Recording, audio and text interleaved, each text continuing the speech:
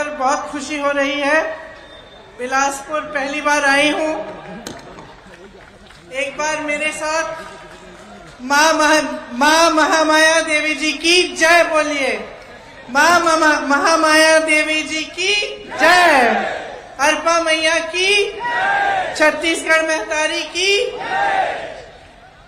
वीरांगना विलासा देवी केवट जी की धरती है।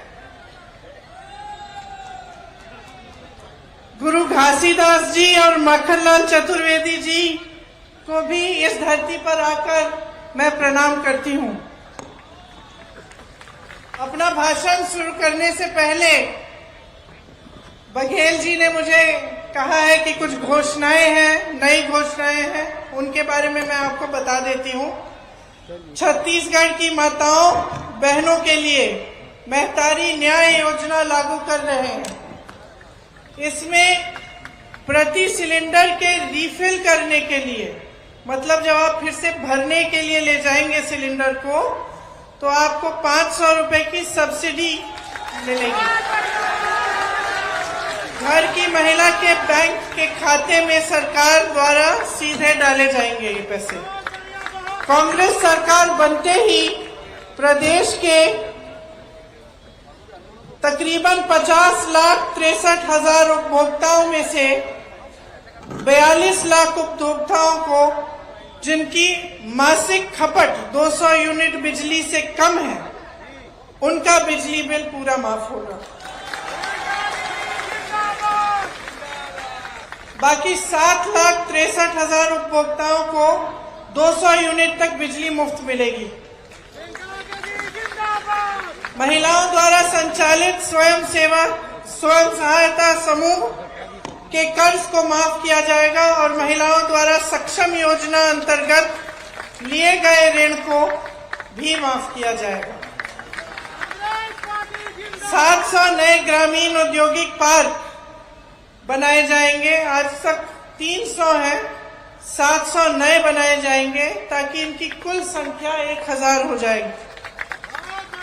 राज्य के सभी 6000 सरकारी हायर सेकेंडरी और हाई स्कूल को स्वामी आत्मानंद इंग्लिश और हिंदी मीडियम स्कूलों में अपग्रेड किया जाएगा। सड़क दुर्घटना और अन्य आकस्मिक दुर्घटनाओं में छत्तीसगढ़ निवासियों को निःशुल्क स्वास्थ्य सुविधा मिलेगी।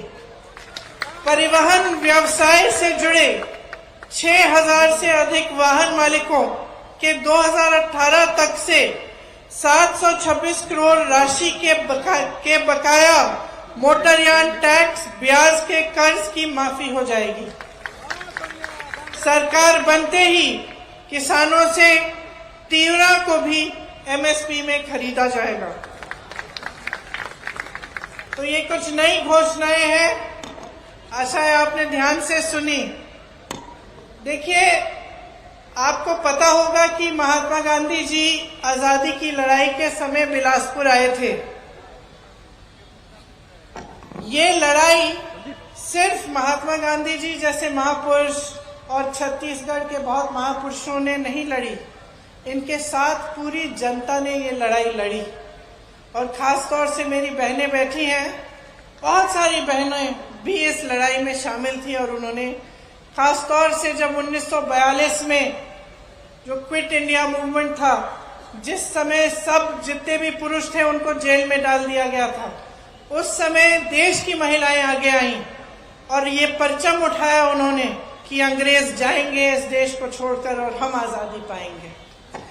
यहाँ छत्तीसगढ़ में जब महात्मा गांधी जी आए थे तो मैंने सुना है कि जहां से उन्होंने भाषण दिया, जहां वो बैठे थे, वहां से उन्होंने छत्तीसगढ़ की बहनों से कहा कि तुम्हारे पास जो भी है आजादी की लड़ाई के लिए उसे दे दो। अगर थोड़ा बहुत पैसा है, किसी ने जेवर दिए, किसी ने कुछ दिया, जो भी था आजादी की लड़ाई के लिए उन्होंने महात्मा गांधी जी को दिया। महात्मा गांधी जी ने उन्हें प्रेरित किया कि तुम भी लड़ो, तुम भी आगे आओ और इस देश के लिए अपना जीवन देने के लिए तैयार हो जाओ। उनके जाने के बाद मैंने सुना कि जहां वो बैठे थे, जहां से भाषण दिया था, वहां पर कुछ बहनें गई, किसी ने थोड़ी सी धूल उठा ली, किसी ने एक ईंट ले ली और घर में रख लिया, और उसके प्रति, उन ईंटों के प्रति, उस धूल के प्रति उन्होंने उन श्रद्धा अपनी व्यक्त की और घर में रखी। तो ये श्रद्धा क्या है जो नेता और जनता के बीच होती है? हम लोग आते हैं, आप फूलों से हमारा स्वागत करते हैं, अपनी समस्याओं को बताते हैं। ये जो भावना है, ये एक तरफी भावना नहीं है। ये नहीं है कि सिर्फ आपके मन में ये श्रद्धा है, ये हमारे दिलों में भी श्रद्धा होनी चाहिए आपके लिए। मैंने खुद देखा, किसी ने इंदिरा जी की बात की, बघेल जी आपने भी कहा कि कल इंदिरा जी की पुण्यतिथि है।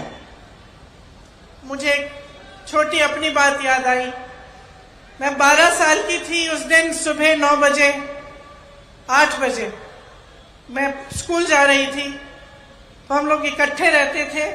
दादी के पास गई, स्कूल में एक प्रतियोगिता थी, उसके लिए मैंने दादी का एक झोला रखती थी, मैंने उनका झोला मांगा। नाटक की प्रतियोगिता थी, झोला मांगा दादी से और उनको प्यार से ऐसे पकड़ के बाय बाय बोल के स्कूल चली गई। तकरीबन 2 घंटे बाद हमें स्कूल से लेने के लिए सुरक्षा कर्मी आ गए, गाड़ियों में रखा, बिठाया। काफी इतने सारे सुरक्षा कर्मी मैंने जीवन में नहीं देखे थे। अचानक हमें घर ले गए, हमें मालूम नहीं था, राहुल को और मुझे, कि क्या हुआ। मैं 12 साल की थी, वो 14 साल का था। घर आए, गाड़ी से उतरे तो जमीन पे खून के बड़े बड़े धब्बे थे। उस समय हमें मालूम नहीं था कि हमारी दादी का खून था जो उस मिट्टी में मिल चुका था। अंदर गए, माता पिता नहीं थे, पिताजी दौरे पे थे, बंगाल गए हुए थे, माताजी दादी को लेकर अस्पताल गई हुई थी। जब अंदर गए और पता चला कि दादी की हत्या की गई है, तो एक अजीब सा भय, अजीब सा दुख मन में जागा, और ऐसे लगा कि क्या अगले दिन सुबह हो भी सकती है कि हमारी दादी, जो सिर्फ हमारी दादी नहीं थी लेकिन एक महान शख्सियत थी, क्या उनको इस तरह से कोई खत्म भी कर सकता है, और इतनी हिंसा से। और अक्सर मैं सोचती हूं कि इतनी हिंसक घटना घटी हमारे साथ। हमारी दादी मां समान थी हमारे, लेकिन कैसी देशभक्ति की भावना उन्होंने हमारे दिलों में डाली होगी कि 1 सेकंड के लिए, 1 मिनट के लिए हमारी इस देश में आस्था नहीं टूटी।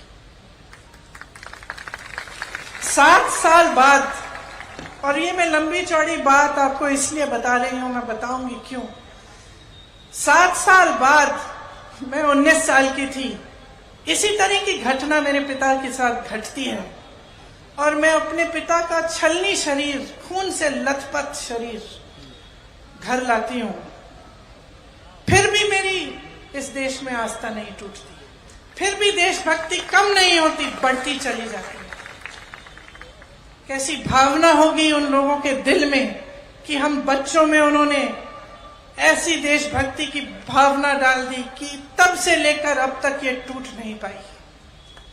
मैं इसलिए ये सारी बातें कह रही हूं क्योंकि जब हम अपनी बीती हुई पीढ़ियों की बात करते हैं, जब हम इंदिरा जी की बात करते हैं, नेहरू जी की बात करते हैं, राजीव जी की बात करते हैं, तो हमारी आलोचना करने वाले